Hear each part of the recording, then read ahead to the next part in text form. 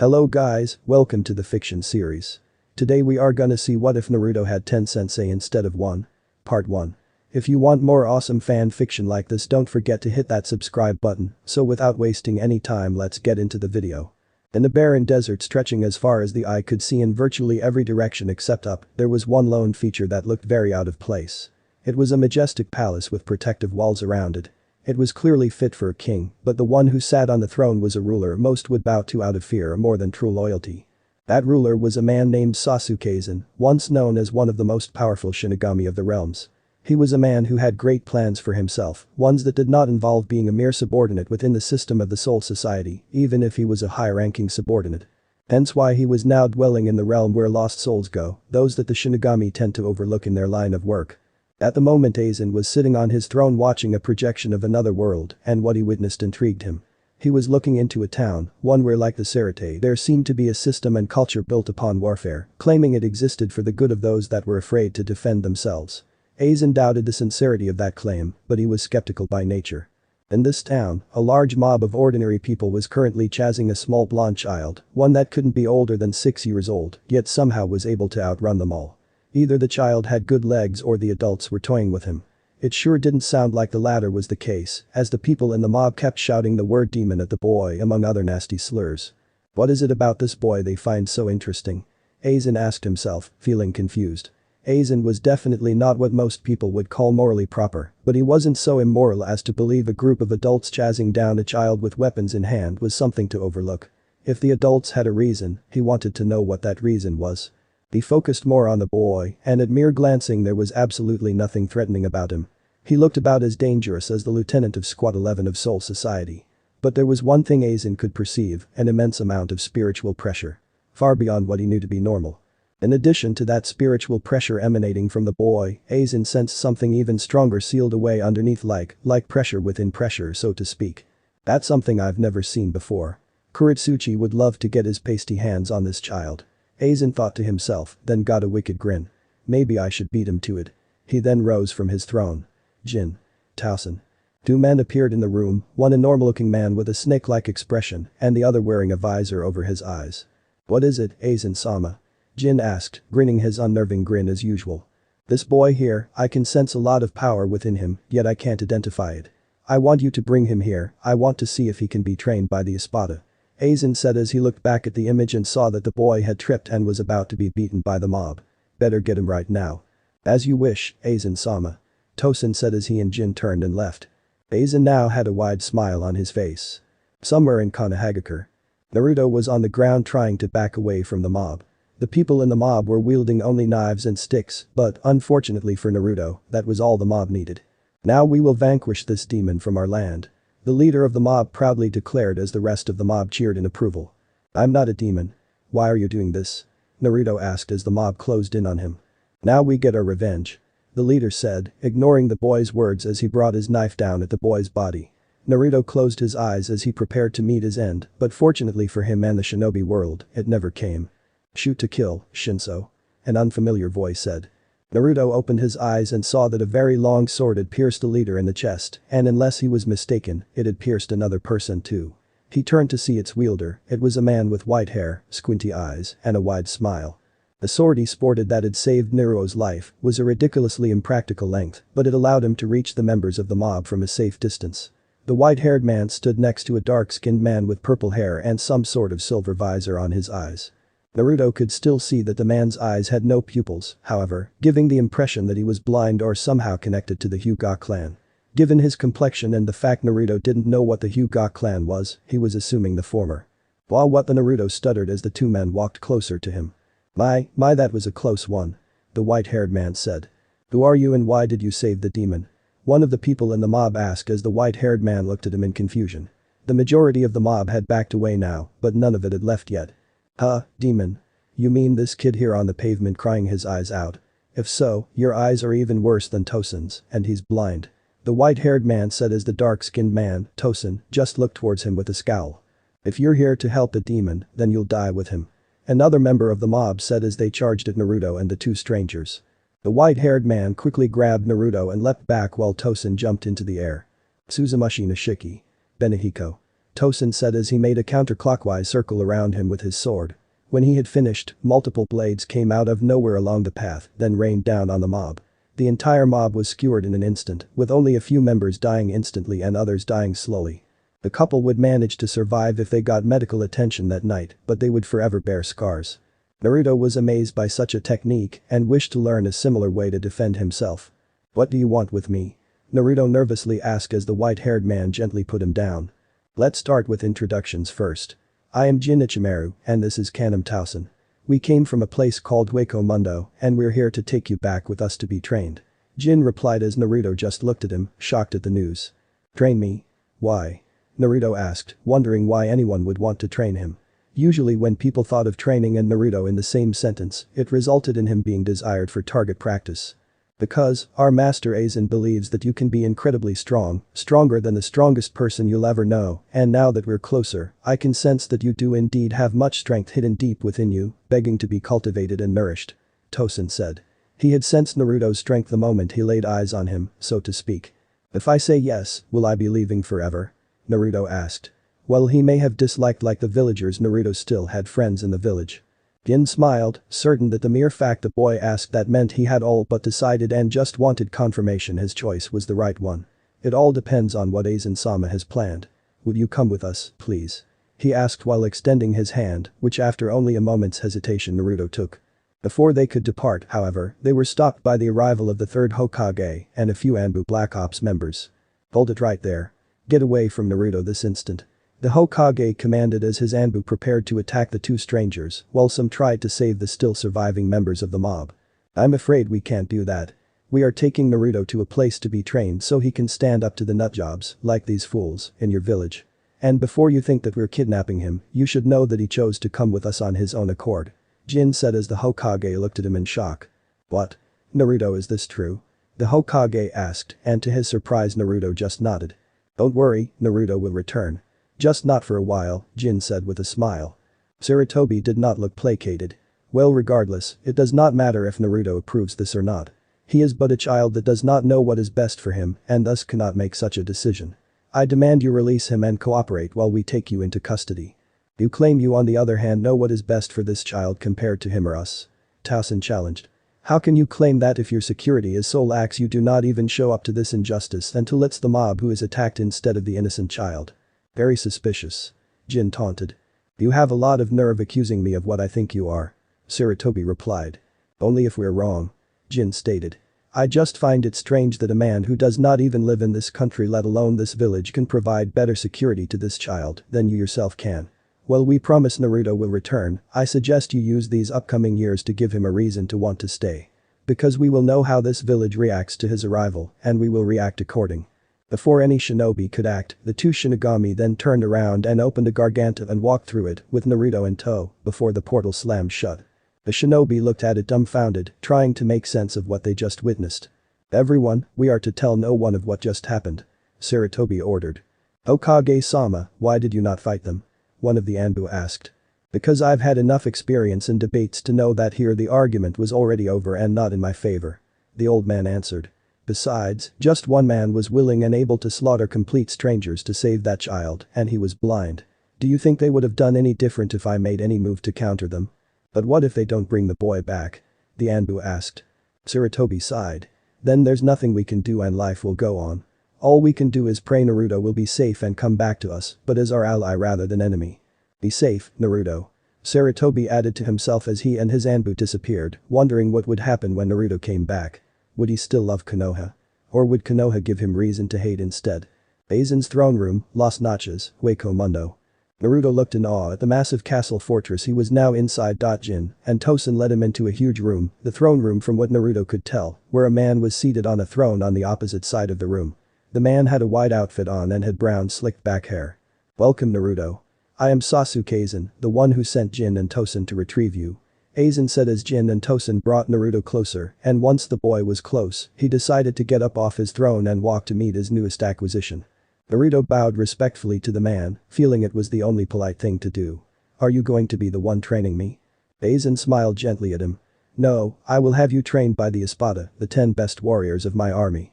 And if things work out, maybe other members will provide some lessons too."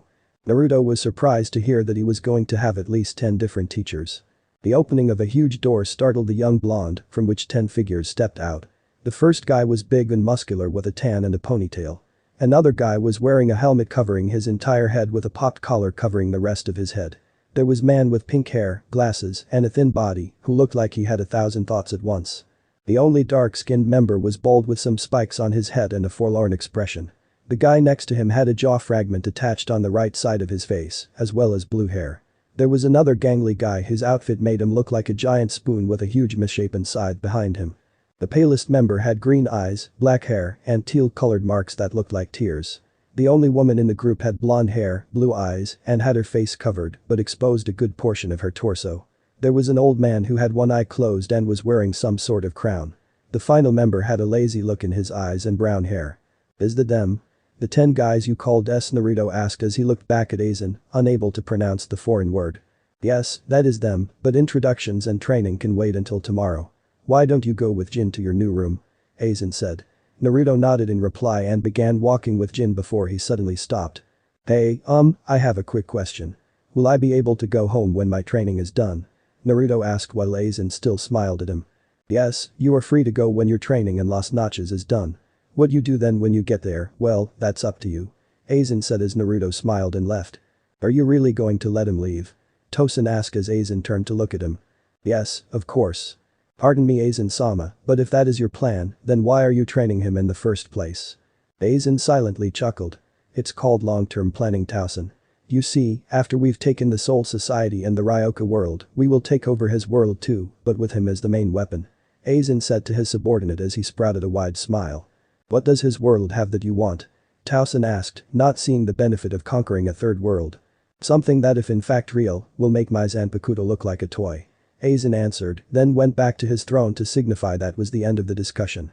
If only he knew what would happen in the future. 7 years later. Naruto sat atop a tower in Hueco Mundo staring out at the massive desert touching every horizon he could see. No longer did he wear a plain civilian outfit, now he sported a white jacket over a black shirt, black pants, and sandals. In a way he could pass for an inverted color scheme Shinigami, the image complete with his own Zanpakuto at his hip, which was held in a black hilt with red wrappings around it, and a red, round, spiral-patterned tsubo looking like the crest of the Uzumaki clan. Ready or not Konoha, here come Naruto Uzumaki. The boy said to himself, as if imagining Konoha not the desert was there to hear him. Having enough of the scenery, Naruto entered the center of Las Noches and decided to head to his room one last time. There was no telling when he'd be back and frankly it was what he thought of as his home. Not that old apartment he couldn't even picture in his head anymore. When he got there he saw some clothes he had never seen before on his bed, with a note attached to the top by a piece of scotch tape. Dear Naruto. I thought you might like some new clothes considering you're leaving soon. This should be appropriate for your big return to make an impression while be suitable for your new vocation. Enjoy. Signed. Aizen. Naruto smiled at the note and put on the clothes. There was a shirt similar to Grimjo's, but it had short sleeves instead of the long sleeves that the 6th Espada rolled up, and the inside was lined with mesh armor sewn in, buffered by another thin layer, so he didn't feel the links directly against his skin. The pants were wide and baggy with black trim and had the same arrangement of mesh armor inside. His sandals were Espada edition sandals, and he had white forearm gauntlets on his arms that had skulls in the middle of the forearm itself. A pair of shoulder armor pads with a similar design completed the ensemble. Once dressed, Naruto took a look at himself in the mirror. A bit much for a new genin, but perfect for someone to not underestimate. Unadmiring himself, Naruto walked to Aizen's throne room expecting to see the ruler of Las Noches, but found that the Shinigami captain was not at his throne. Am I too early? He asked both himself and anyone that might be in the room he hadn't sensed. He got no answer. Rather than going out and looking for him, Naruto decided to wait for him. He was in no hurry to get back to the world this place had taken him from, and he wanted to at least talk one last time with the Espada while he had the chance. Speaking of the Espada, a blue-haired one named Grimjo had just walked into the throne room in a casual stroll. How are you, Grimjo-sama? Naruto asked as one of his many teachers looked at him with his usual grin. Bored as hell. What are you doing? Grimjo asked as he took a seat next to Naruto. Just waiting for Aizen-sama. I need to discuss my departure with him. Naruto said as Grimjo looked at him with a surprised expression. Is it time already? Grimjo asked, to which Naruto nodded in reply. Yeah, it's been a while since I began my training. If my math is correct, it should be 7 years since then in my world. I'm nervous, but excited at the same time. Naruto said as he sported his trademark grin. I like that look in your eye. Grimjo said with a smile. Naruto gave a small chuckle in response. I'm just pumped is all. There are some people I've been dying to see. Oh? You mean like a girl? Grimjo asked in a mocking tone and a sleazy expression on his face. Naruto, not surprisingly, got steamed at him. Shut up Grimjo-sama. This only made the Espada laugh, as if to say I knew it. I thought I heard some sort of commotion. Another person said. Naruto immediately recognized that voice thanks to its lazy tone. So you actually decided to wake up, Sterk-sama. Naruto said as the laziest Espada just looked at him with remnants of sleep still present in his eyes. The whiskered blonde was convinced that before he became a Hollow Stark was a member of the Nara clan. I had no choice since Lilith kept waking me up while you two started making noise over here. Sterk said as he cleaned his ears. Well that's great way to say farewell Sterk. Grimjo said. Sterk was confused by Grimjo's comment but he finally understood after a minute or so.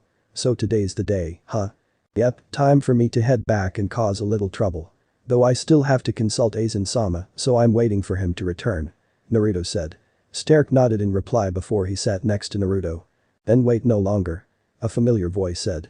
Naruto, Grimjo, and Sterk turned around to see that Aizen had returned. Accompanying Aizen were the remaining Espada, their uniquely assigned subordinates known as Frachians, and Naruto's own two Frachians, all who came to see the young boy off. While not hollow in any sense of the word, let alone an Espada, Aizen decided to give his young pupil his own set of subordinates who were both his bodyguards and his best friends. He knew Naruto would need both once the hidden village showed just how thrilled it was to have him back. These two non-Espada rankers were called Turin and Django.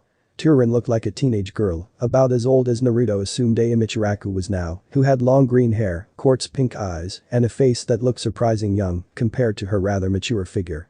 Hovering that mature figure was just a crimson tank top with orange rim on the shoulders and bottom, a black skirt with white vertical stripes, and some knee-high boots. Like all rankers she had a piece of a hollow mask attached to her head, in her case it was in the form of a headband. Django looked like a teenage boy, younger than Turin, but older than Naruto himself.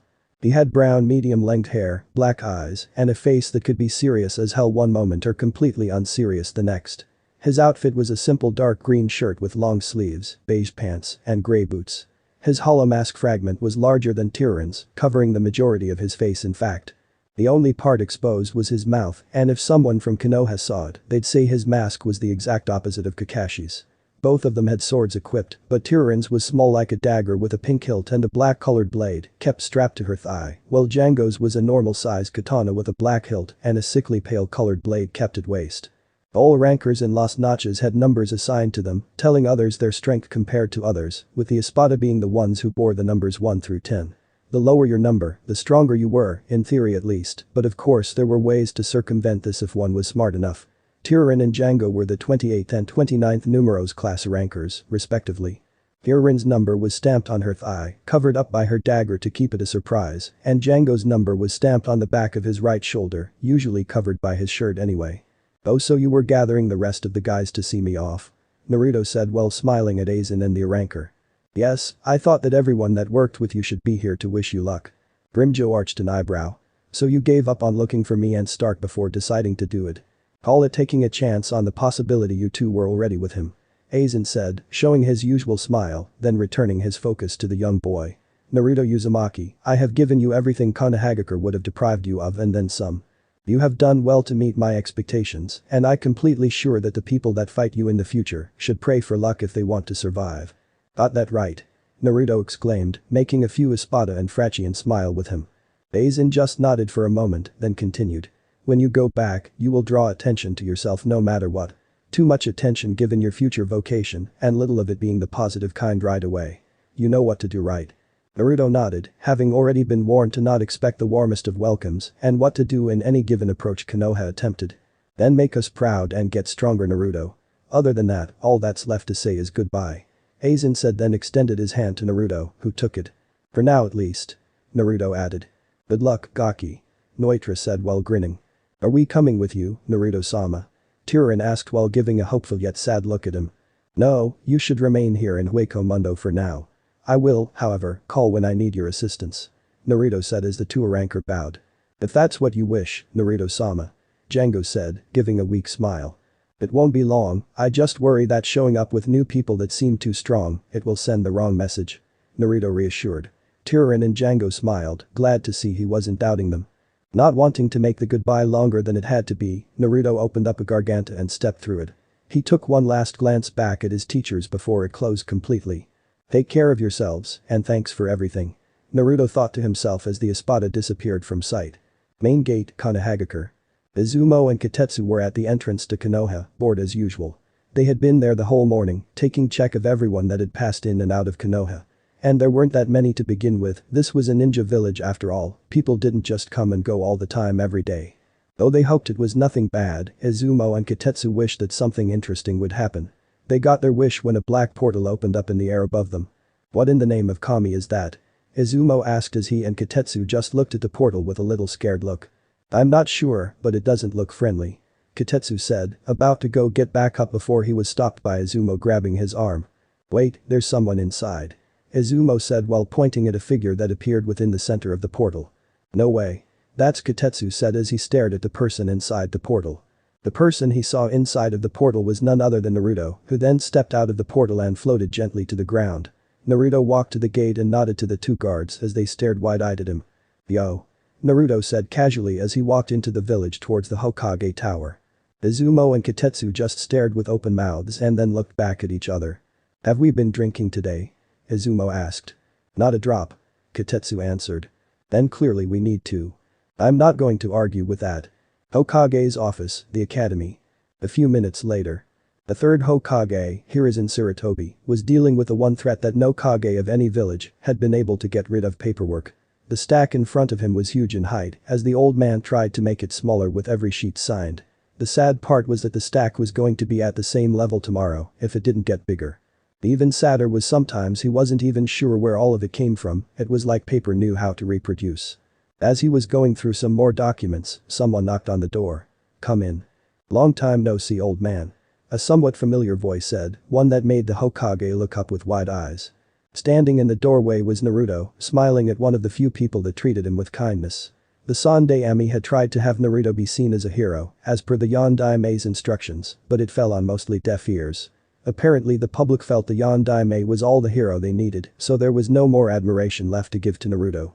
The few people who did listen tried to at least adopt the poor kid, but the civilian council, in their arrogance and complete hatred of the boy, shot them all down, often threatening any who asked. The shinobi council couldn't get involved mainly because no one from the clans tried to adopt the boy, claiming it would have led to a civil war between them if one clan could claim authority over the Jinchuriki. When the Hokage told the councils that Jin and Tosen had taken Naruto, the civilian council was happy to be rid of the so-called demon child. The shinobi council, however, was not so cheerful. When the Sandaime assured them, in secret, that Naruto would return one day, they got a little bit happy. Unlike the civilian council, the members of the shinobi council did not hold any real hatred towards Naruto, as they knew the Kyuubi's attack on Konoha was not Naruto's fault. But they didn't like him enough to defend him more than they had to, often claiming they had enough of their own problems to deal with. Now, after 7 years, Naruto has returned, and Sarutobi could easily sense a definitive change in the boy, though he couldn't identify what that change was beyond natural growth. Welcome home, Naruto. The Sandaime said as he got up and gave the blonde a big hug. Thanks, old man, though I doubt I'll get the same warm welcome from most people. How have you been? Still dealing with paperwork? Naruto said. The Sandaime frowned in response to that comment, as he was well aware that the child was mocking him and his torment. Unfortunately, yes, I am unable to escape this torture until I find a successor and retire again. Hopefully this time it will last. He said, going back to his desk and motioning Naruto to sit. However, the boy waved it off. I'm not here to talk long, I just wanted to say hi and get back to the academy. Though they can't really teach me anything there, I figured this way I can establish a credible reason for becoming a ninja that no one can argue against. Naruto said, to which the Sandaime nodded. Hold on a sec, I almost forgot. Sarutobi said, snapping his fingers as the thought hit him. He opened a drawer. This will let you go through the graduation process without having to going through all the teachings over again, so you can graduate with people your own age. He explained, having taken out a piece of paper and writing down a note that he then gave to Naruto. Thanks, old man. Naruto said before taking the note and waving goodbye to the man who was like a grandfather to him before leaving. Academy classroom. Don't forget that the graduation exam is tomorrow, so everyone study hard and sharpen your skills tonight. Haruka announced to the class. Everyone was excited about finally graduating, having worked hard, for the most part, to become ninja. Some of the students had decided to become ninja to gain power, some were there to achieve glory, and some were just there only because their parents forced them to go. And tomorrow they'd get the chance to finally start the dangerous journey to the goal they sought. The opening of the door stopped the chattering amongst the students. The figure that stepped in made the guys look shocked and the girls get blushes on their faces and few with nosebleeds. The one thing everyone had in common was no one knew who he was. "Excuse me, you are?" Iruka asked politely, not recognizing the boy at all. Naruto gave a mock salute to the scarred teacher. "This should tell you everything you need to know." He then gave him the note from the Hokage. Iruka took it and looked it over. This is strange, but no doubt genuine. This kid is supposed to be judged solely on the standard graduation exam. Well, I better just roll with it and wait to ask Hokage-sama himself about it. Finished, he nodded at Naruto in understanding and motioned for him to take a seat. A certain Uchiha was looking at Naruto with a frown. The fact that this new guy walked in here like he owned the place felt like an attack on the Uchiha's pride. Only he was allowed to walk around like he owned the place. "Class, our new student, or returning student as I'm told, is Naruto Uzumaki. He has been away for some time getting select training, but now he's back and will be participating in the graduation exam with the rest of you," Iruka said. Some of the students were shocked by this revelation, while others, including a certain pink-haired girl, were very upset. "Iruka-sensei, that's not fair. Why does that blonde baka get to take the exam when he hasn't even been here? If anything he should go back to kindergarten," Sakura screeched. Because she had done this in close proximity to Naruto, almost as if it were intended that way, he had to clean his ears to make sure that the pink banshee didn't deafen him. Because Naruto has been training for the past 7 years in another place. His training makes him more than qualified to take the exam. Or are you going to call Hokage-sama's judgment into question? Iruka said as Sakura gave one last angry look at Naruto before she went back to her seat. "Naruto-kun, I knew it was you," Hinata thought as she now recognized him, her being the only one in the room that remembered him well enough to. Even Iruka had forgotten so much about the boy that he wasn't even aware he was the Jinchuriki. Naruto sensed the wide-eyed girl looking at him and turned to look back at her. Hinata immediately tuned her head with a neat sound, embarrassed at having been spotted in return. Naruto called no further attention to this and simply sat down. Hours later. After a long day for Naruto, the bell rung dismissing the students to return home. "Now I need to figure out where I go," he thought to himself, vacating the classroom. But before he could think of an answer, he was stopped when he felt someone's killer intent directed at him. It was barely worth his acknowledgement, having been exposed to inhuman amounts of spiritual pressure for 7 years, but he wondered who would bother attempting to stare him down like this. So he turned around, only to see Sasuke Uchiha, giving him an ugly look. "What do you want?" Naruto politely asked him, but included a hint of annoyance in his tone. He was not in the mood for a fight with someone right now, as it would have been a waste of his time. "I just want you to remember your place. I'm the top student in my class, so don't you think that I'll let you pass this exam, you dead last," Sasuke said in an incredibly threatening tone, like he was practically ordering Naruto to disappear again. Naruto raised an eyebrow. "You say that like you believe whether or not I pass is actually your choice. Just don't go thinking you're better than me," Sasuke warned, sounding like a coiled cobra ready to strike. Naruto took this in and surprised Sasuke by grinning. "You're afraid of me?" "What?" Sasuke asked, too blindsided by the accusation to feel offended. "I've done nothing today that can be considered a threat to you, and yet here you are demanding I lose on purpose to you in tomorrow's test so you can get the top score. You don't know what I can do, and that scares you. You're afraid of what I can do, or you're afraid you'll be humiliated by me getting a better score than you. Either way, you're afraid of me." Now the Uchiha was truly pissed and trying to radiate enough killing intent that it should affect the building too. But Naruto just yawned in a taunting reply. He had fought against beings with more power than anyone in this world could shake a stick at. The self-proclaimed avenger standing before him was by comparison little more than a beeprich. Not even worth taking seriously. "You finished trying to stare me down yet? I gotta go get something to eat. Be nice to have real food again," Naruto commented, then turned around. "Don't you turn your back on me," the Uchiha yelled as he threw a punch at the back of the Uzumaki's head. However, Sasuke's attack failed when his target disappeared into thin air. "What the hell?" Sasuke looked around for Naruto but couldn't find him until the whiskered blonde reappeared behind the Sasuke, his sword pressed against the Uchiha's neck. "I'm not gonna fight you today, Sasuke. I'll save that for tomorrow, just be ready to be beaten by a dead last in the meantime," Naruto said, then once again disappeared, leaving the Uchiha enraged at this humiliation. When Naruto reminded the Hokage that he would need a residence, he was certainly not expecting to be given the same place he lived in prior to his time in Hueco Mundo. He stalled on entering, half expecting the interior to be reduced to little more than a breeding ground for dust and mold. So Naruto was quite surprised to find his apartment completely untouched.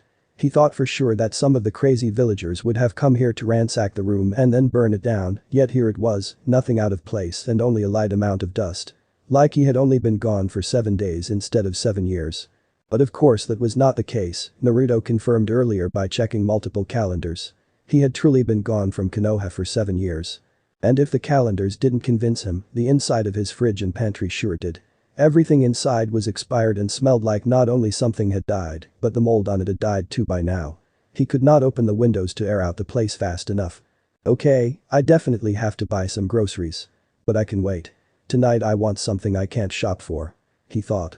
He left his apartment and headed to the one location he had missed since he left Konoha. Ichiraku Ramen. He walked into the stand and sat down at what used to be his usual spot all those years ago. Now that he was back, it was going to stay being his usual spot. Memories of all the times he had come here to enjoy a good bowl of ramen flooded his mind as he anticipated tasting the finest ramen in all of the shinobi world. Hello and welcome to Ichira Naruto. Is that you? A teenage brunette girl in a waiter chef outfit asked when she came out to greet the customer. If it isn't, then someone's doing a very good job impersonating me. He joked. Come here and see this. Am said as she went outside and hugged Naruto. Her father came out from the kitchen at the mention of Naruto's name. Well, it's good to see you again, Naruto. I'll be honest, I thought I wasn't going to ever see you again. Tucci said as Am pulled away from Naruto and went back inside. You know I can't be parted from your ramen forever.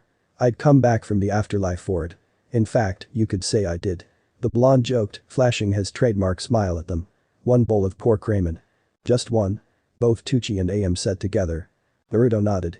Yeah, I want to savor this. Not cram it down my throat. The two chefs smiled and nodded and in no time gave him his order. This one is on the house, Naruto, as a token of our missing you. But sadly only this one is free. We do run a business after all. Yeah, and if you gave me every bowl for free tonight you'd be out of business. The whiskered blonde jest. He broke apart the chopsticks and slowly slurped up the first bit of ramen, resulting in a sigh of happiness. Still as good as it was the last time. Maybe even better. In Hueco Mundo, Naruto was given a set limit on what to eat, mainly because the realm had nothing for a living person to get nutrition from, and thus Hollows had to get him food from other worlds. Which they couldn't do regularly, so often they stocked up and Naruto had to pace himself to make it last. As for something to drink, tea was provided by Aizen. Most of the time, and other than that he had just water. Which was good considered most of Hueco Mundo was a desert. After eating and paying for more ramen, Naruto decided to head back to the apartment and rest up for tomorrow, promising to see the Ichirakus again soon. I wonder how best to unveil what I've learned tomorrow. He asked himself as he laid in bed, staring at the ceiling. The thoughts of all the shocked faces brought a smile to his face. Not too much, nothing that will appear as inhuman or something they can't comprehend. That will only make them say the demon is doing something. But if that Uchiha is afraid of me, he's not the only one, so why not give them a reason to be afraid? Tomorrow everyone will learn that I'm the top guy now. Naruto said to himself before he fell asleep. The next day. Naruto woke up and put back on his outfit before he walked out the door. As he made his way to the academy he noticed that he was still getting ugly looks from some of the villagers. Guess someone recognized me and felt it was their civic duty to tell everyone I was back. Whoever it was really needs to get a hobby. The looks didn't improve when he got to the academy. Some of the parents saw Naruto only as a monster that the Yondaime merely weakened so they could finish off. The idea that QB couldn't do anything while inside his cage never crossed their minds. It actually sickened Naruto to know that despite all the praise they give their Hokage, at the end of the day they don't trust him at all. Eventually these stares will change. Naruto thought to reassure himself. Not everyone stared at him with hatred in their eyes, there were some friendly faces in the mix. Those looks came from the families of Shikamaru, Choji, and Kiba, whom Naruto had spent a small amount of time with before he left for Las Noches. Though by now he had forgotten them. It had been 7 years and they were 5 years old back then, few people have memories good enough to recall that much detail. A few minutes later Naruto made his way into the classroom and took his seat. He looked to his left and saw Sasuke, who was still seething after what happened yesterday. I'm going to embarrass you in front of the entire class, you loser. Sasuke hissed to himself as he ignored the usual screeching from his arriving fangirls. Sakura, one of these fangirls, decided to get on Sasuke's good side by pushing Naruto around. You might as well quit, Baka. Sasuke-kun is the best and you can't compete with him. For all we know, your training didn't help you at all, so why don't you just leave before you end up embarrassing yourself? The Pinket basically demanded said as she hit Naruto in the back of the head. Which was a very bad idea. Naruto's face was planted to his desk as a result. Even though Naruto did hit the desk pretty hard, it didn't break since Sakura didn't have that kind of strength yet. Plus it wasn't the desk she was hoping to break. Naruto looked up from his desk, straightened his back, took a deep breath, and stood up. A few moments later. Iruka was very excited to see how his students fared in the tests. He had trained them well and silently wished the best of luck to them. He was even more excited, though, to see how powerful Naruto had become, because with him there was a great element of surprise to come. Thanks to Jin and Tosen getting involved, Iruka never got a real chance to look out for Naruto or do much of anything. And he had to admit for a time he suspected the boy was influenced by the QB, but with his long absence, it became harder and harder to really think about Naruto, and eventually he didn't think at all anymore. Seeing him now, all he could say was it was hard to believe that the QB had enough patience to wait 12 years to do anything, so it was reasonable that Naruto was uninfluenced. But just to be sure, Iruka had consulted the Hokage about the situation in an attempt to understand if the boy was really fit to take the graduation test and nothing else. Sarutobi had seen this coming and knew just what to say. I understand your concern, Yamino-san, and in all honesty I worry about how much Naruto has changed in his absence. But change is natural with age, and so rather than try and hold on to who Naruto used to be or be paranoid over what he may become, I believe we should learn to understand and bond with who he now is. The fact that he wishes to become a ninja and be on a genin team shows he still loves this village and wants to bond with people in it, and that is something to nurture, not fear. A smile on his face from those words, Iruka opened the door and stood in front of the class. Good morning, class. Before we start, I just wanted to say I'm proud of all of you for making it this far, and I think Okami. Sakura, what happened to your face? He yelled as he looked over at a bruised Sakura. After Sakura had smacked Naruto, Naruto simply smirked and punched her in her face, causing her to hit the floor. Hard. And he was using only 1.5% of his strength. After Sakura didn't move for a while, Naruto picked her up and sat her in her desk before he proceeded to gently shake her until she regained consciousness. When Sakura came to, however, the pain of Naruto's attack hit her so fast that she would have screamed in pain if Naruto hadn't covered her mouth with his hand. After he whispered something in her ear, he removed his hand. Sakura decided to stay quiet until Iruka came in. Sakura now looked at Naruto, who looked back at her, allowing Iruka to make the connection. He decided not to say anything about it, however, as he figured Sakura probably said or did something that was stupid enough to force Naruto to respond like this. Naruto punched her in the face and she fell on the floor. A random student from the class said to the Chunin, conveniently leaving out the fact that Sakura started it all. Is that so? We'll about this after talk after the exams, Naruto. Iruka said as Naruto gave a nod in understanding. Everyone, we're going to start with the jutsu tests. You each one at a time will perform 3 simple jutsu to show how well you've learned to use chakra. They will be the transformation, substitution, and clone jutsu. Line up please. The students rushed to form a line, the most eager ones trying to get to the front to show off their skills first, while others felt they could wait. Sasuke went to the front, with his fangirls determined to be close to him for that purpose alone, not to show their skills early on. Iruka-sensei. Naruto calmly called out and gave the Chunin a piece of paper. Iruka took it and looked it over. Ah, I see. Alright then. What's that supposed to be? Some excuse to get out of embarrassing himself? Sakura asked in an accusing way. No, Naruto's been excused from having to do the clone jutsu of the test. Iruka answered. He's got as it says here, medical condition that results in his chakra coils being very overactive and thus affecting his control. Ha. I knew all that so-called training you were getting away from here was useless. Sakura gleefully declared to the blonde boy, mouth hurting in the process, but it was worth it to undermine the boy who apparently bothered Sasuke. Actually, Sakura, that's the only thing in this test that requires high levels of chakra control. Most of the time you can get away with not having it. So it's not exactly the most mandatory part of the test. Besides, last year one of the passing students had no chakra at all to use, and yet he's still a genin. Naruto's sort of the opposite here, too much chakra to use with precision.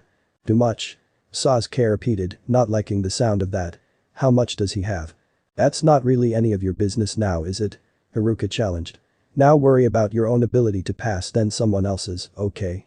Sasuke relented and proceeded, and over the course of the hour everyone else did. When it was Naruto's turn, everyone wanted to see how well he did, some out of mere curiosity, and some hoping to see him fail miserably. The latter group was terribly disappointed. After that came a small written test allowing them to have time to recover their spent chakra. Naruto wasn't worried about this, as even though Aizen and the Espada never really prioritized academic accomplishments, they did want him smart instead of just strong, and so they provided him with books detailing his own world he'd need to read. The final test would be almost everyone's favorite, the combat skills portion, where the students would spar with each other to showcase their fighting skills. The first match was Choji Akimichi vs Kiba Inuzuka, and it ended unusually quickly thanks to Choji getting behind a charging Kiba and pinning him down, essentially sitting on him until the Chunin instructor called it in his favor. When Kiba walked away it looked like his back needed to be popped. The next match was between two civilians, and both used the same kind of taijutsu, one Naruto concluded was a standard of the academy. Weird, this place should teach more than one taijutsu style, both to show diversity in what to expect as ninja, and to make it less predictable for any enemy familiar with it. Genin need an element of surprise to survive. After that was Sakura Haruno against Shikamaru Nara, the latter looking like he didn't want to be there, but to his credit he didn't back down. Once called, Sakura charged at Shikamaru like she wanted to end it quickly, and he waited for just the right moment to quickly position his right elbow to hit her in her already sore face. The Pincat collapsed screaming and Shikamaru just watched, knowing any apology during the match was more than pointless. He was declared the winner and Sakura went to the nurse. In the next match, Hinata Hyuga was paired against Ino Yamanaka.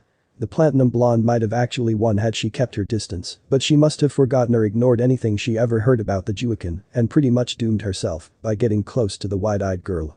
After the match ended and she in a show of good faith reversed the damage she had inflicted, Hinata looked over at Naruto to see if he watched her. Naruto looked back at her and gave her a smile and nod, causing Hinata to blush on the outside and to jump up and down in her mind. When the girl went to sit down back where she first was, she was stopped by someone speaking to her. "Good job there, that was the best taijutsu I've seen all day," Naruto complimented. The wide-eyed girl smiled and blushed. "Oh, I'm not that good. Compared to what I've seen you're great," the whiskered blonde claimed. "I'm Naruto Uzumaki by the way, in case you didn't catch it," he added to be polite. There was no reason to be rude. "Thank you, I'm Hinata Hyuga," she politely introduced back. "Want to sit here?" Naruto offered, gesturing to an empty spot beside him. "You won't want to keep standing there." Not really having a reason to say no, Hinata complied and sat down, refusing to call attention to the look she was getting for it. "Thank you again." "No problem. By the way, I was wondering something, Hinata. Each time you did something today you look to me when you're done. Was I just imagining that?" His tone was simply curious, not forceful or accusing. For a moment Hinata did not know how to answer. "Well, to be honest, I was hoping to make a good impression." At his curious but confused look she continued. "I'm one of the low-ranked members of this class, and with me being from a clan everyone in class treats it as something shameful. I was hoping if I did good you at least wouldn't look down on me too." While not the entire truth, it was a portion she was willing to say to him. He surprised her by smiling. "Don't worry about it. I've never been one to prioritize titles." After a few other fights it was time for Sasuke and Naruto's little spar, something that Naruto was certain was in no way chosen at random. Someone wanted to see these two fight, and while there was clearly no shortage of that given the girls cheering for the Uchiha, Naruto was certain it was someone in a position of authority who made the choice. It had to be Iruka, and I doubt he wants to see one of us crush the other for kicks. No, he's trying to test me, and he must be certain Sasuke is the closest thing to a match or challenge he has available to offer. Naruto deduced, walking out into the little grass area where the spar would take place. Before the match could be started, Naruto unsheathed his Zanpakuto and stuck it in the ground. To the others, this was a simple thing since it was a taijutsu match after all, no weapons or jutsu allowed beyond taijutsu. However, to those who knew him in Las Noches, this had a deeper motive. It meant that he would fight the opponent in question, but still saw him as a waste of his time. "I'm gonna crush you loser and prove that you're what we all know you as, a nobody," Sasuke said, getting screams of approval from the fangirls and a raised eyebrow from Naruto. "Don't get beepy, Sasuke. In case you haven't noticed, you're the only one who seems to think I'm in last place. The teachers here have said absolutely nothing in regards to my standing compared to others here. It doesn't matter, if I say you're a nobody then you're a nobody. Is that so?" Naruto mockingly replied, with an appropriate smile. "Well then, why don't I make your victory a little bit easier, oh great Uchiha?" As usual, Sasuke was quick to frown. "And how do plan to you do that?" Naruto held up one arm and put it behind his back. "I will give you an advantage. One hand no, one finger is all I will use for this spar.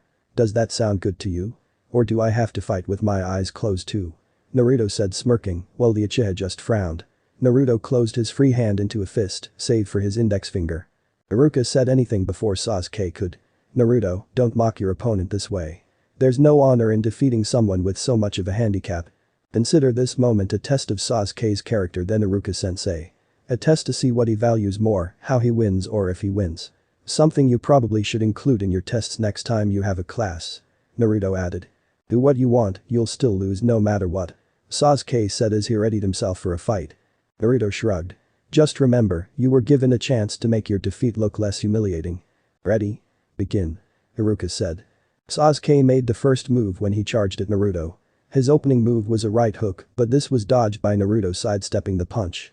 Not really surprised, Sasuke then tried a body kick, which Naruto easily evaded. Now Sasuke was getting annoyed, especially since his opponent was just dodging and doing a good job of it. He kept using attack after attack, but nothing connected. Then, it happened. Sasuke finally managed to hit Naruto in the chin with an uppercut. Everyone held their breath, thinking the Uchiha had finally won the fight. But as soon as the thought came it went away because Naruto was clearly unfazed by the blow. He stood there, same as always, and even chuckling, which then turned into all-out laughter. Are you serious? That's it. I gotta say, I knew you were weaker than what I'm used to fighting, but by my standards this is beyond pathetic. Naruto said as he looked at the Uchiha. Why you Sasuke snarled just before Naruto placed his finger on Sasuke's chest. Before Sasuke could react, Naruto used his one finger to push the dark-haired boy back, applying enough force to send him flying back to the academy building. When Sasuke crashed, the amount of force Naruto had used caused him to go right through the wall, leaving a noticeable hole. The fangirls immediately crowded the now unconscious Uchiha, while Naruto picked up his sword, sheathed it, and walked away with a wide smile. Winner, Naruto Uzumaki. Iruka announced. As the Whiskered was about to go back inside to await the official total results and thus receive his headband, Iruka stopped him, away from the other students. Naruto, about earlier, I'm sure Sakura did something or said something stupid, it wouldn't be the first time. But please have better control over your attacks from now on, that goes for this little display as well. Iruka said as he got a nod from Naruto. Don't worry, that was just so she knew not to hit me again. If she decides it was just a fluke, well, as far as I know I have as much right to defend myself as she does to antagonize me. As for Sasuke, I actually held back. A lot. I don't think you want to see me give 100% in a fight, ever. Pray you don't have to. Naruto said with a grin as he walked back to the academy, leaving the scarred Chunin hoping that was just normal student hype. The school day ended and as expected Naruto passed and was given his hit I-8. He asked if he could have a white one, but was denied, told blue was all they had, and he'd have to customize it himself if he wished. Despite the angry looks from some of the villagers who were picking up their children, Naruto was more than satisfied with becoming a full-fledged shinobi of Konoha. Before he went on his way home he saw the only person he had truly interacted with, Hinata, being greeted by what he could only assume was her father. Hey Hinata, congratulations on becoming a shinobi. Naruto said, coming up to her. Thank you, Naruto-kun.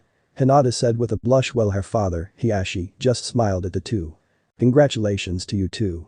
I hope that you and my daughter will do great things for Konoha. Hiashi added, as Naruto nodded in response. We will. I've gotta go now, so I'll see you around, Hinata. Naruto said, walking away as Hinata waved goodbye. Hiashi simply looked at the young Naruto. I don't know what you did for her, but I thank you for it, though she still has a long way to go, you helped her gain some confidence in herself. Naruto made his way back to his apartment and found a note pinned to the door when he arrived. Naruto, I want to congratulate you on becoming a shinobi. I have something I wanted to talk to you about, think of it as a reward for becoming a shinobi. Meet me at the Hokage Tower after reading this note. Signed. The third Hokage. Naruto then used a flash step to get to the Hokage Tower. Sarutobi was waiting for him outside at the top of the tower, smoking his usual pipe. He nearly dropped his pipe in shock when Naruto appeared, seemingly out of nowhere. You got here fast. How'd you do that? Sarutobi asked, surprised by how fast the boy could move. It's a technique called a flash step, it's one of the things I learned at Las Noches. Easy to learn but difficult to master. Anyways, what did you want to talk to me about? Naruto asked. Naruto, have you ever wondered about who your parents might be? Sarutobi asked, getting a raised eyebrow from the boy. Sometimes. I always thought that my parents died during the QB's attack. After I earned the QB's trust I tried asking him about my parents to see if he knew, but he's been very reluctant to tell me. Naruto said while taking note of the fact that Sarutobi's eyes widened in shock. How did you find out about the QB?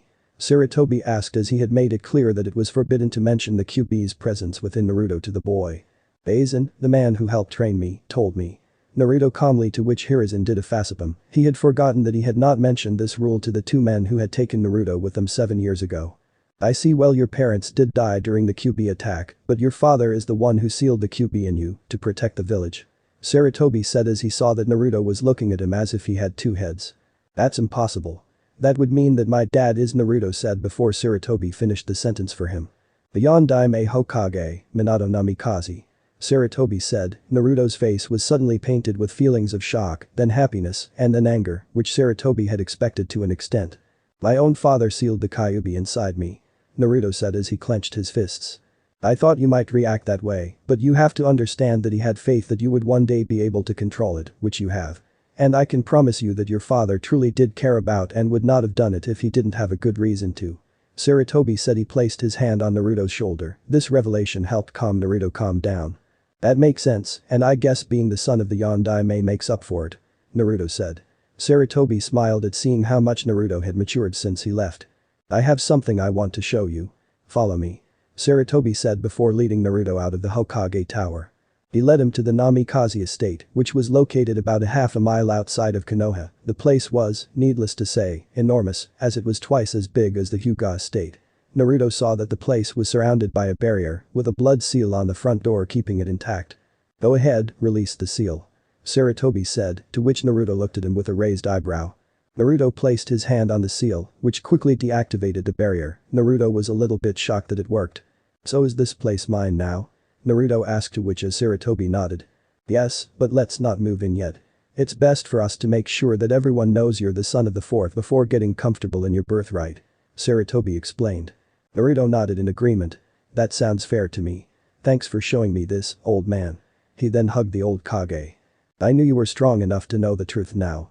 Sarutobi said as he broke off the hug and walked back to the tower. I hope you're watching me, Dad, because your son is about to become the greatest shinobi of all time. Naruto as he looked one last time at the estate before reactivating the barrier. Naruto was a bit anxious today. And for good reason. Today was the day where he would get put into a genin team. He just hoped he didn't get put into a group of morons, primarily Sasuke and Sakura, if at all possible. He especially hoped he didn't get the both of them. Oh Kami, he prayed that he didn't have those two. He had to admit he didn't really know anyone from that class well enough to specifically want them as teammates. Hinata was so far the only one he actually had a conversation with. Shino Aburami was silent and kept to himself, so he was unlikely to give Naruto any trouble. Shikamaru, while a bit annoying, learned from the spar that with Naruto, it was a good idea to be on good terms with. Iruka came into the classroom a few minutes later to address the class, thus disrupting the whiskered blonde's train of thought. Welcome, class. First off, I would like to congratulate all of you for passing and becoming genin. As you know, this means that you will now be put into teams of 3 under a jounin sensei and will carry out missions with them. Now, for the team assigning. Team 1 will be, Iruka said as he announced several teams. This continued until he got to Team 7. Team 7 will be Naruto Uzumaki, Sakura Haruno, and Sasuke Uchiha. Naruto right away just put his head down in anger, ignoring the pink-haired girl cheering like she won the lottery. Kami-sama, you have cruel sense of humor. Naruto thought to himself, then raised his head to look at Sasuke and Sakura, seeing that they weren't too happy about being with him either. The rest of the teams were announced and were soon picked up by their respective senseis. 2 hours later, Team 7 still was waiting for a sensei that had yet to show up, and Naruto was getting pretty tired of waiting for a sensei that, to be perfectly blunt, probably couldn't teach him much. People far more powerful than anyone in Konoha, or the entire shinobi planet for that matter, had trained him personally. And even if he ignored the power levels, Naruto had a greater concern. He suspected his squad leader would probably favor the Uchiha and spoil the little punk with jutsus like they were candy. Naruto had to drown out these thoughts as they were making him sick to his stomach. If nothing else, he was interested in seeing just how he fared against a jonin. Ugh, where is he? He couldn't have gotten lost, could he? Sakura asked as she wondered what was taking their squad leader so long. Sakura, it's bad enough that I am stuck on the same team as you, please don't make things worse by annoying me with your useless blabber. Naruto said as Sakura made an angry look in response. What did you say, you ignorant boss? Sakura said before Naruto gave her one of those remember what I can do to you looks, silencing her. HMPH. Sasuke said as he was annoyed at both his teammates and wished he didn't have to wait around with them. The classroom door opened a couple of hours later to reveal a man with gray hair, a mask that covered half of his face, a standard jonin outfit, and a headband that covered one of his eyes. He walked in and briefly observed the 3 genin. Okay, you 3 are with me. Come outside so we can talk a little. The man said as the young ninja got up and followed him outside. Okay, now I'm going to ask you guys to introduce yourselves for us all. Say things like, what you hate, and what you dream about for the future. I'll start off. I'm Kakashi Hatake. I have no desire to tell you my likes and dislike. My dreams for the future. As for my hobbies, I have lots of hobbies. Kakashi said while Naruto and the others had an sweat drops on their heads. Well, that was informative. Naruto dryly thought to himself. Okay, now, blonde kid, tells us a little bit about you. Kakashi back as Naruto regained his focus and straightened out his back. My name is Naruto Uzumaki. I like ramen and hanging around with my friends. I don't really hate anything, but I don't approve of bad attitudes or giant egos. My dream is right now no one's business, but I can say becoming Hokage does sound good to me. Naruto said as Kakashi nodded at the son of his late sensei. He's certainly gotten much more powerful than even I am. Kakashi thought to himself, having taken note of Naruto's immense power. Your turn. He said to Sakura. My name is Sakura Haruno. I like. She giggled instead of speak specifically. Well, the person I like again. She giggled instead of answer, but her eyes lingered on Sasuke. I hate Naruto and anyone who doesn't like Sasuke-kun. My dream is to get what I want out of life. Sakura said while annoying both Naruto and Kakashi in the process. Oh perfect, a fangirl. Kakashi thought, trying to avoid rolling his eyes at his new student. Your turn. He told Sasuke. My name is Sasuke-cha. I hate a lot of things, and I don't particularly like anything or anyone. What I have is not a dream, because dreams are just fantasies and what I want will be made reality. I'm going to kill a certain someone, then restore the Uchiha in my image. Sakura began to look worried after hearing this, while Naruto just shook his head as if he were just disappointed. Revenge, the one thing that will make anyone a pain in the ass. The young blonde thought to himself as he looked at Sasuke. Kakashi looked at Naruto's expression and realized that whatever thoughts he had probably matched his own thoughts about what Sasuke just said. Okay then, now that that's out of the way, there's only one thing left. Tomorrow I'm going to give you guys a little exercise, the same one I used with other genin wanabes assigned to me in the past. What do you mean, sensei? We just graduated. Sakura pointed out. That was just part 1 of the graduation process. I'm in charge of part 2 for the 3 of you. And you should note that so far none of the potential teams that were tested by me managed to pass. Kakashi clarified. Sakura looked nervous, Sasuke looked unimpressed yet cautious, and Naruto looked like this was nothing new to him. The silver-haired jounin took note of their reactions to see how much faith they had in themselves. So get some rest and meet me at training ground 7 at 6 AM. I would also advise that you don't eat anything in the morning if I were you. Kakashi said before he left, leaving his students to their thoughts about his advice. Sakura was worried, wondering what there was left to test her on. Sasuke wasn't worried about his performance, but he did get the feeling that whether or not he passed would be based on the performance of the other two. Which to him was greatly unfair. Naruto, on the other hand, was not fazed by Kakashi's warning in the slightest, as he already knew that Kakashi was bluffing. You might have these other two fooled, but you'll soon find that I'm much sharper than that. Naruto thought as he headed back to his apartment. Neither of his teammates stopped him, as neither really wanted him around in the first place. Next morning. Naruto woke up early and ate a plentiful breakfast before he made his way to the assigned training ground, which wasn't that hard to find, given how the academy made sure each student had a map of them. He came to a stop by a couple of wooden posts often used for target practice. There was also a diamond-shaped polished black stone that Naruto presumed was a monument of a short. Hero's Memorial Stone, so the greatest of Konoha's heroes will never be forgotten. Naruto thought, reading the inscription on it, then numerous names. Seems like a weird place to put a monument. Sakura and Sasuke showed up a few seconds later, their stomachs growling from not having eaten yet. In Sakura's case, she hadn't even eaten dinner last night to be sure, despite her parents urging for otherwise. Pathetic. Naruto mentally chuckled. They actually thought starving themselves was a good idea. Where is he? Sasuke asked. Naruto shrugged. No idea, I haven't sensed him yet. Sensed?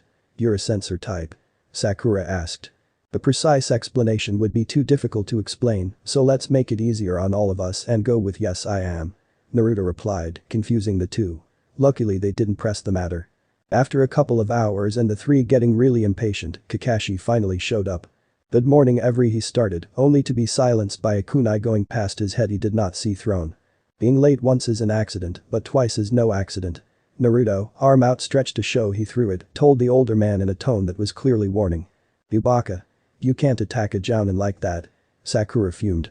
It's not an attack if I miss on purpose. The whiskered blonde calmly replied, no hint of apology detected. Kakashi sweated a minor bit, getting the message from his potential student loud and clear. Though he was sure Naruto was bluffing more than anything, the fact that the boy could attack him like that showed bluffing was not he could do. Now that I'm here we can start the test that will truly prove your worthiness to become genin, he stated to regain their attention. This exercise will be a simple one, all you have to do is take one of these two bells from me. He held up two bells that looked like the kind pet cats played with. The two who succeed in taking a bell will pass the test, while the one who doesn't will be tied to one of those posts there. That's it. And here I was thinking that this would be a little bit challenging, Naruto said while popping his neck. I thought that we would be fighting or something, Sasuke said while Sakura nodded in agreement. Honestly, she had been hoping for something more in her comfort zone, like answering some more questions. You may think this is too simple, but I haven't told you this next part. I've been nice enough to provide food for you three, Kakashi added, showing them a stack of 3 bentos, making Sasuke and Sakura feel even hungrier. These are if you pass. So the one of you that doesn't get one of the bells won't get any food, period.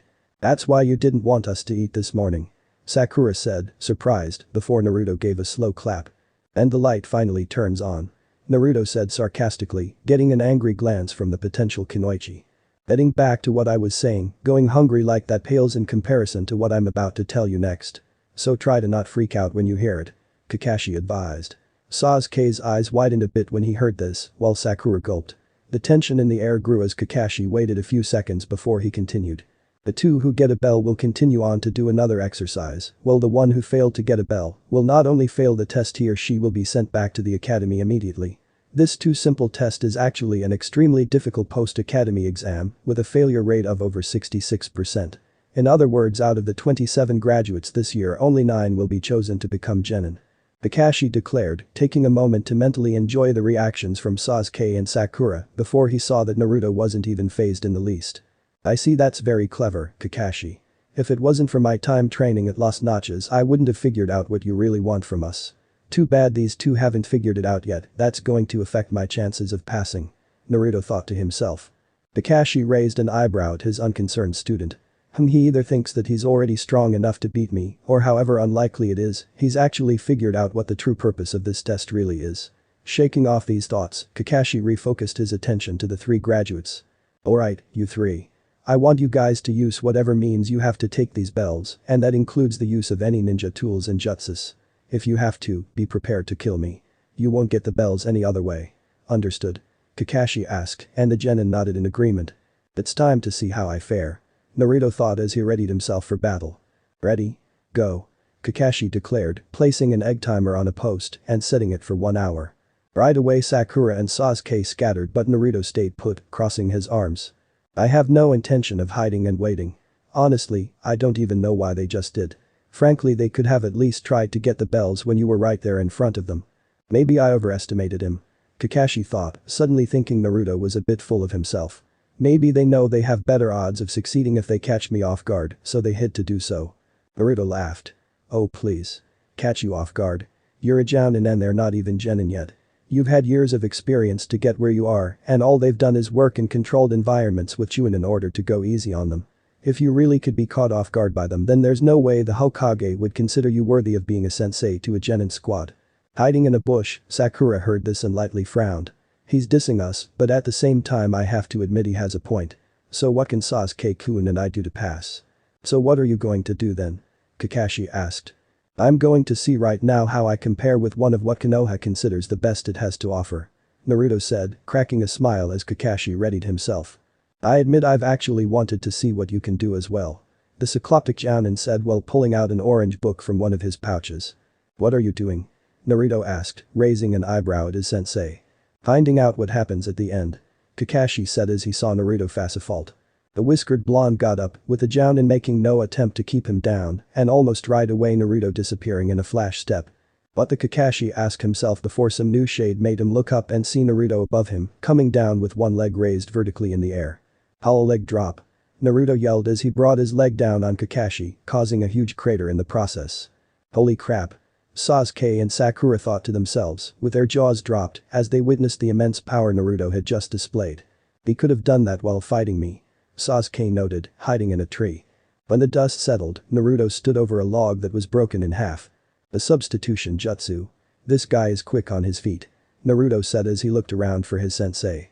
I have to admit I wasn't expecting that. I guess I won't be able to fight and read a book at the same time with him on my heels. Kakashi thought out loud as he hid in a tree from his student. With that he put his book back into its pouch. How in the name of Kami-sama did you get so strong, Baka? Sakura asked as she and Sasuke came out of hiding and walked to Naruto. Years of intense training not based on a thirst for revenge.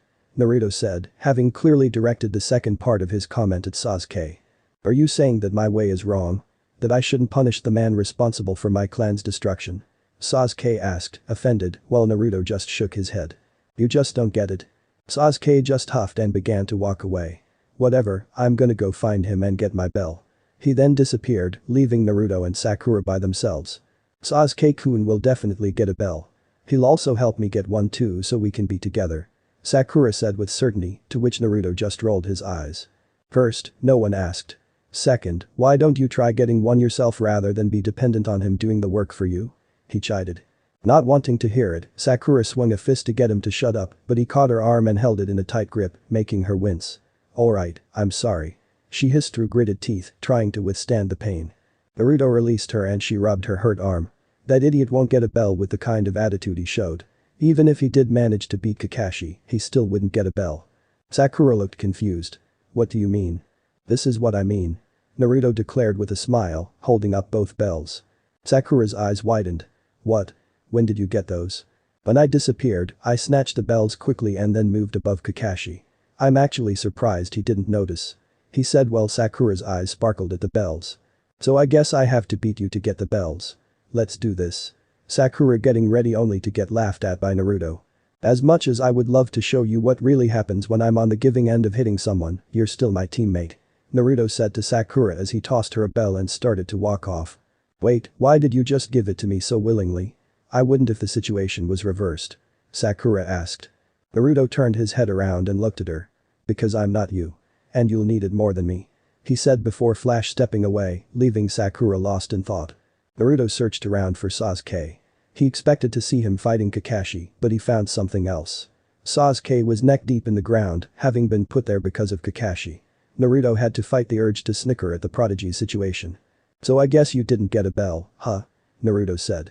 This got him Sasuke's attention, as well as a frown. I almost had him. What do you want, loser? Sasuke asked, while Naruto stood a few inches from his face. Your goal to get revenge for your clan isn't going to get you anywhere. Naruto replied. Sasuke was shocked at what Naruto just said. I have to avenge my clan. What do you know about it? Sasuke hissed while Naruto just looked at him with a calm and collected expression. I don't know what it's like to lose your whole clan, but if you continue to go down this path of revenge, in the end you'll have nothing. Let's say you succeed in this, once it's done then what will you do? Naruto asked as Sasuke simply smirked at him. Here's my answer, loser. Sasuke said before proceeded to spit on Naruto's sandals. Oh well, can't say I didn't try. You don't deserve this, but I really don't care. Naruto said as he dropped the second bell in front of Sasuke. When did you get that? Sasuke asked, but Naruto just flash stepped away again without responding. Naruto landed on a tree, where a certain masked orange book-reading jonin was sitting on a branch. Kakashi put his book away and started to slowly clap. I'm impressed that you were able to get those bells in such a short time. Kakashi said as Naruto sat down on the tree branch. You should have at least attempted to use your Sharingan, though. It would have at least made things more interesting.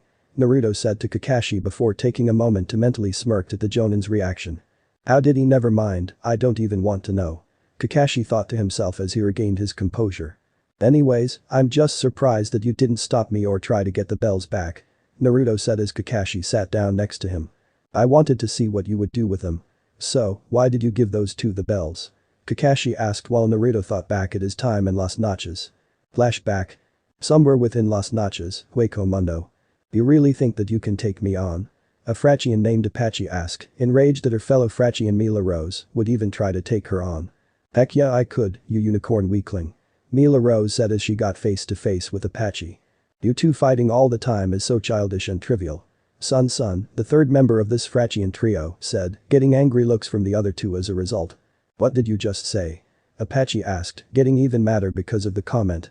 Naruto, meanwhile, watched as the three Frachian members fought amongst themselves from the top of a nearby tower. He saw Tia Harable, one of the 10 Espada and the only woman among them, walking behind him. Why do they constantly fight amongst themselves, Harable-sama? They have to work together as a team with you and the rest of the Ranker, but all they do is fight each other. Naruto questioned while Harable walked up to him on his right side. You're right, they do fight amongst themselves a lot, but they still work together because of their loyalty to me. Loyalty to a common cause is the key for any team to work together for a united goal. You don't need to be best friends with your comrades as long as you all fight for the same thing with conviction. Harable proclaimed. A young boy looked impressed and smiled. Thanks Harable-sama. You're really wise. The Espada grinned under her high collar. Of course I am. Then flashback. Konoha training grounds. Let's just say that I had a good teacher that taught me that teamwork isn't based on friendship but loyalty to a higher purpose. These two aren't my friends and I doubt they want that to change, but we can agree we're loyal to Konoha, so that's a start. Naruto stated, followed by Kakashi nodding at him. Well, the timer should be going off any moment now. You should probably go off somewhere or else I'll. Kakashi started, but Naruto took off before he was done.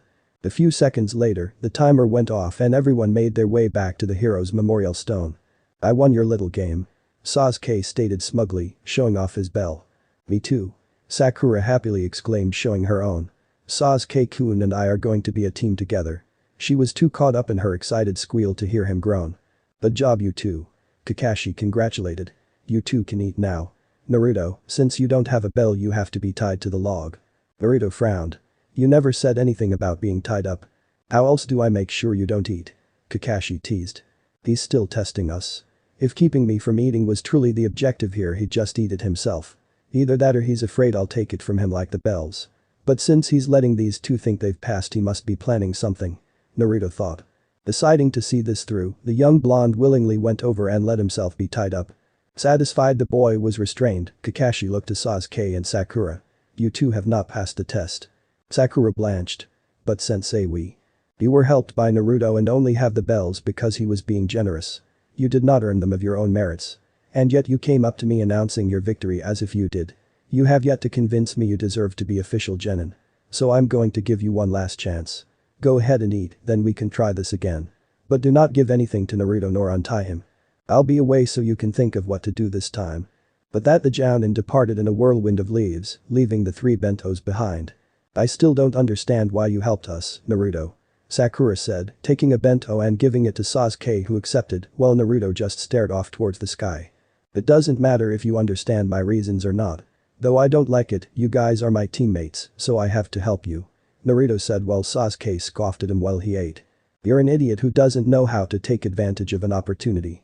That's all there is to it. Sasuke said while eating his lunch in front of him in an unsuccessful attempt to irritate Naruto. He stopped when, to his amazement, he saw Sakura raising her lunch to Naruto. Naruto was equally surprised by this move. Don't think that this means that I like you or anything, but you did help me. This is just a way for me to thank you. Sakura explained. Naruto breathed a sigh of relief. Oh, thank Kami-sama. For a moment I thought you were trying to make me fall for you or something. The pincat gave him a dirty look. Do you want to eat or what? You'll have to untie me or feed it to my mouth. I can't do it myself right now after all.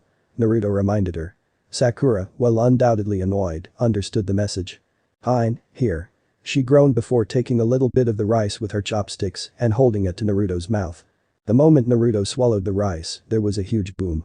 Kakashi appeared a split second later with an angry expression on his face. Didn't I tell you not to feed him? Sakura looked scared out of her mind, while Naruto had a serious look in his eyes. I was just giving him some of my lunch since he helped me get Bell. Is this true, Naruto? Kakashi asked, though he already knew the truth. Yep.